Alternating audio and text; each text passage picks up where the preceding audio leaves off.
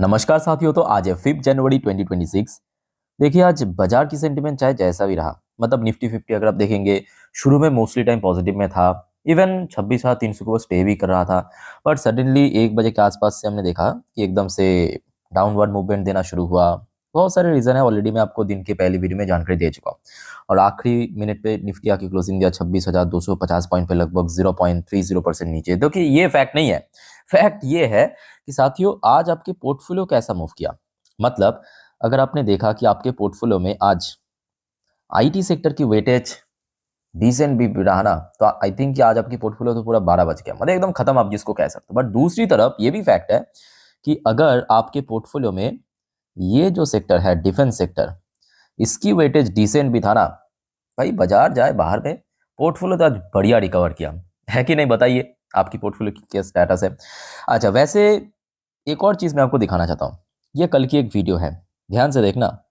ये कल की एक वीडियो है। इस वीडियो की एकदम बीचों बीच येलो वाली पार्ट पे आप देख सकते हो, एचएल बेल बीडीएल कल तैयार रहना। मैं आपको थोड़ा सा पहले से कह सकते हो कि जानकारी भी दे दिया था, थोड़ा बहुत आपको इन्फॉर्म भी कर दिया था कुछ आज ऐसा हो सकता है, चाहे बाजार कैसा भी रहा। और उसका नतीजा क्या निकला? एचएल की शेयर 2.40% ऊपर, मोस्ट इंपॉर्टेंटली 4,500 की लेवल को क्रॉस किया। बेल की शेयर 413 पॉइंट पे क्लोजिंग दिया, 2.5% ऊपर।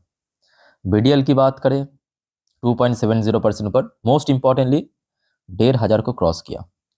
इसके अलावा मजगांव डॉक वैसे तो आज उतना ज़्यादा उम्मीद नहीं था, बिकॉज आपकी एक ब्रोकरेज फर्म एंटिक ब्रोकिंग ने इसको डाउनग्रेड किया, बट फिर भी शेयर एटलीस्ट गेनिंग के साथ क्लोजिंग दिया, ठीक है। फिर भी आपके 2,500 को क्रॉस करके। और दूसरी तरफ जीआरएसी की बात करें, ये भी आज 2,500 को, मतलब रेजिस्टेंस को ब्रेक किया। मोस्ट इंपॉर्टेंटली सोलर इंडस्ट्री की बात करें, ये भाई साहब भी 12,500 की जो रेजिस्टेंस बार बार हडल फेस करा, तो उसको क्रॉस कर लिया। पारस डिफेंस की बात करें, ये भी 700 को क्रॉस किया। नीप तो अलग से 4.5-5% मूव इसलिए किया क्योंकि कंपनी को एक तगड़ा ऑर्डर मिला। ऊपर से डिफेंस सेक्टर में इतना जो डिमांड, अब सडनली डिफेंस सेक्टर क्यों चल गया? सिंपल बात। तो इसके पीछे कारण बहुत सिंपल। जो सैटरडे के दिन इंसिडेंट हुआ था, मतलब यूएस की तरफ से एयर स्ट्राइक वेनेजुएला के ऊपर, फिर प्रेसिडेंट को कैप्चर करना, और कहीं ना कहीं ये सब इंसिडेंट ना डिफेंस सेक्टर में फिर से डिमांड बढ़ा है।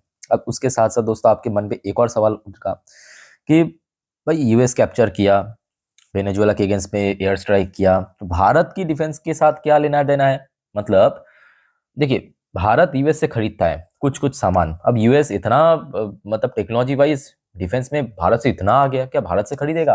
तो जी नहीं, याद रखना।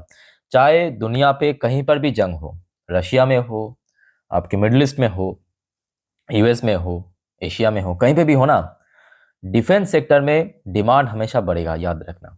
डिफेंस सेक्टर में देखिए, हो सकता है कि यूएस भारत से कोई बहुत बड़ा डिफेंस इक्विपमेंट्स नहीं खरीदेगा, कोई प्रोडक्ट नहीं खरीदेगा, मतलब फॉर एग्जांपल एयरक्राफ्ट, हेलीकॉप्टर या कुछ और मिसाइल वगैरह, क्योंकि यूएस के पास है, टेक्नोलॉजी वाइज बहुत आगे है ना।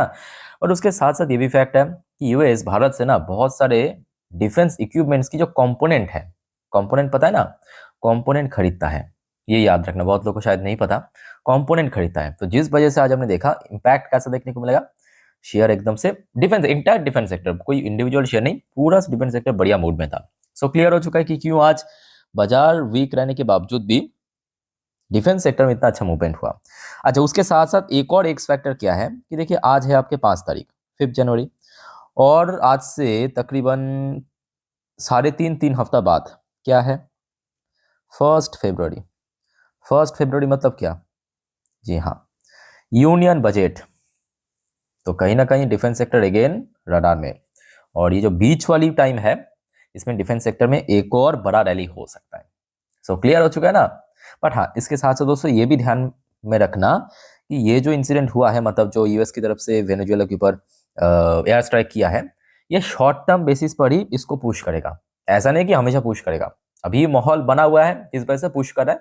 कल अगर माहौल ठंडा हो गया, फिर से वापिस हो सकता है कि नीचे आ जाए, या थोड़ा बहुत प्रॉफिट बुकिंग देखने को मिले। तो हमेशा मतलब सिचुएशन के हिसाब से सोचना आप लोग, ठीक है। आइए अब कुछ डिफेंस से रिलेटेड जानकारी मैं आपको देता हूँ, मतलब शेयर्स के ऊपर टेक्निकल व्यू, जैसे कि रेजिस्टेंस कहाँ पे सपोर्ट। बट उसके पहले साथियों आप सभी को देखे रिक्वेस्ट करूंगा, ये सब अपडेट ऑलरेडी आपको मैं लास्ट डे दे चुका हूँ, कैसा हो सकता है, तो काइंडली चैनल को सब्सक्राइब करके जरूर रखना, क्योंकि फर्दर जब अपलोड मतलब अपडेट दूँ आप लोग को आप तक पहुंच सके एटलीस्ट, ठीक है। सब्सक्राइब करके जरूर रखना। अच्छा, एचएल के लिए मोस्ट इंपॉर्टेंट लेवल, जहां पे पिछले कुछ हफ्तों से शेयर बार बार आपके हडल फेस कर रहा था, 4,500 को फाइनली आज क्रॉस तो कर लिया। अब 4,500 को एक्चुअली होल्ड करना इंपॉर्टेंट है, इसको होल्ड करना इंपॉर्टेंट है, ठीक है। अच्छा, अगर होल्ड कर लिया तो कहां तक जा सकता है, तो उसके लिए मैं आपको 6 महीने की चार्ट पैटर्न दिखाता हूँ। बीच में तो बहुत गिर गया था, एक्चुअली डिफेंस भी काफी वीक था, 4,200 के रेंज में पहुंच गया था शेयर, है ना, गिरते गिरते। तो उसके पहले अगर आप देखेंगे शेयर 4,800 से लेकर 4,850 इस रेंज पे काफी बार पहुंच गया। तो इमीडिएटली अगर कोई बहुत बड़ा रैली होता है आपके कल परसों या उसके बाद, तो मे बी शेयर 4,800 से लेके 4,850 इस रेंज तक पहुंच सकता है। उसके बाद देखा जाएगा असली टेस्ट।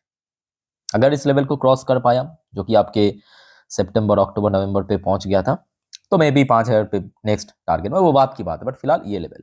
अच्छा, बेल की share as compare to HAL में कहूंगा थोड़ा सा सेफ पोजीशन में। सेफ पोजीशन इसलिए भी बिकॉज बेल जहां पे बार बार हर्डल फेस कर रहा था आपके सेम टू सेम अक्टूबर नवंबर में, कहां पे आप देखिए 426, 425, 420 इसी रेंज। अब वो रेंज बहुत दूर नहीं है।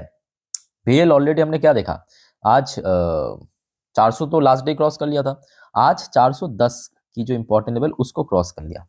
तो बेल के लिए जो अगला नंबर क्या है, 425 से लेके 420, ये जोन जहां पे अक्टूबर नवंबर पे बार बार हर्डल फेस किया था, ठीक है। और नीचे की तरफ ऑब्वियसली 400 की क्रूशियल सपोर्ट लेवल है। अच्छा, अब आ जाइए बीडीएल। बीडीएल भी एचएल की तरह बहुत ही बढ़िया क्लोजिंग, मतलब जहां पे बार बार हर्डल मिल रहा था 1,500, उसको क्रॉस कर लिया। तो इमीडिएटली बीडीएल के लिए सबसे इंपॉर्टेंट लेवल क्या है, 1,500 को होल्ड करना।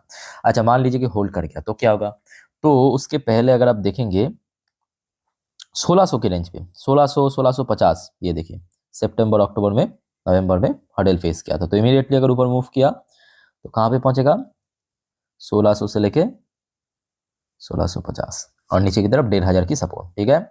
मजगांव डॉक आज 2,500 को होल्ड किया है, और 2,500 को अभी होल्ड करना इंपॉर्टेंट है। उसके बाद आपके 2,800, 2,750 ये बात की लेवल है, ठीक है। लेट्स सी क्या होता है।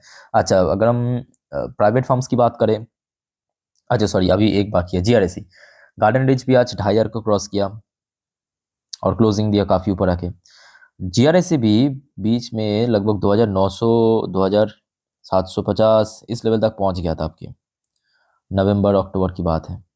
तो जीआरएसी के लिए इमीडिएट अगर हम बात करें तो 2,750 से लेके 2,800 ये लेवल काफी इंपॉर्टेंट है, ठीक है, याद रखना। और 2,500 को होल्ड करना चाहिए। सोलर इंडस्ट्री की शेयर बहुत इंपॉर्टेंट क्योंकि इसमें बैक टू बैक मतलब रैपिड कह सकते हो कि करेक्शन हुआ, करेक्ट एकदम रैपिड। आप देखिए शेयर एकदम नीचे, और इसके पहले हमने क्या देखा, शेयर नवंबर पे या अक्टूबर पे, नोट करना मैं आपको दिखा रहा हूँ, 14,000 की लेवल पे बार बार हर्डल फेस किया, ठीक है। तो इमीडिएटली क्योंकि बड़े मतलब एक्सपेंसिव शेयर है ना, तो यहाँ पे 500-200 पॉइंट चलना कोई बहुत बड़ी बात नहीं है, एक्सपेंसिव शेयर है। तो 14,000 की लेवल अगला रेजिस्टेंस बनेगा, और ऑब्वियसली 12,500 को होल्ड करना भी चाहिए। पारस डिफेंस की बात करें, ये भी आज 700 को क्रॉस किया, जहाँ पे बार बार हडल मिल रहा था। अब नेक्स्ट टारगेट बनेगा 750, 760, 70 की जोन। नीब लिमिटेड की बात करें, ये भाई साहब बाउंस बैक कर दिया है, और ऊपर से तगड़ा ऑर्डर मिला है।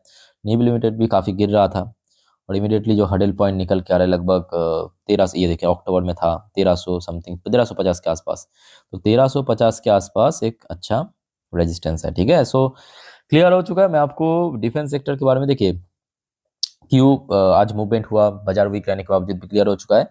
शेयर्स के लिए अगला टारगेट क्या बनेगा, मतलब अगला रेजिस्टेंस कहाँ पे है, कौन सा लेवल क्रूशल है, कहाँ पे सपोर्ट है, डिटेल में समझा दिया। और कोई आपका कंफ्यूजन है, डाउट्स है, प्लीज दोस्तों कमेंट करके बताइएगा जरूर, ठीक है। और वीडियो अच्छे लगे तो वीडियो को लाइक करना, चैनल को सब्सक्राइब करके जरूर रखना, और याद रखना नेक्स्ट वीडियो में और भी बहुत सारे इंपॉर्टेंट टॉपिक पर हम अपलोड करेंगे वीडियो, मिस मत करना देखना। तो टेक केयर, बाय बाय, जय हिंद।